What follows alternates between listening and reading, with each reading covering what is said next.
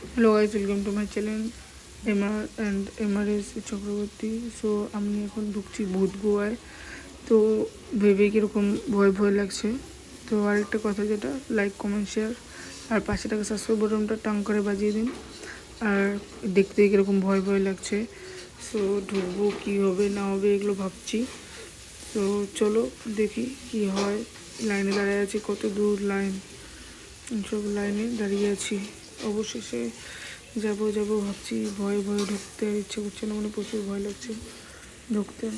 তো এখানে দেখুন ঢুকছে সবাই, আর চিৎকারের আওয়াজ প্রচুর পরিমাণে। সে সবাই ঢুকছে আস্তে আস্তে। মানে ভাবছি যে কীভাবে ঢুকবো, কী হবে না হবে এইসব ভাবছি। মানে প্রচুর ভয় লাগছে আর কি, প্রচুর মানে প্রচুর।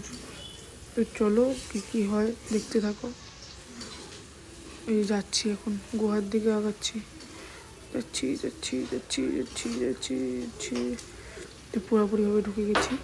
ঢোকার পরে প্রথমে ভয় লাগছিলো না, কিছুই ফিল হচ্ছিলো না।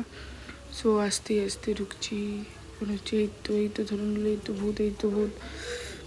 মানে এর আগেও যেহেতু ঢুকেছিলাম তাই ভয় লাগেনি। এর আগে কোচবিহার রাজবাড়িতে গিয়েছিলাম, সো ওই জন্য অতটা ভয় নেই। রাসমেলাতে হয়েছিল। তো এখন যাচ্ছি, এখন এই জন্য অতটা ভয় পাচ্ছি না, বাট তাও ভয় লাগছে। সো এই যে শিব ঠাকুরটা কি সুন্দর বানিয়েছে জলের মধ্যে, দেখো, দেখতে থাকো তোমরা এখন।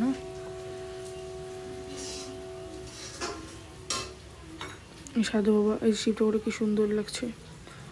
চলো দেখতে থাকো। লোকের চিৎকার চিৎকার শুনতে শুনতে তুমি ভয় পেয়ে যাবে।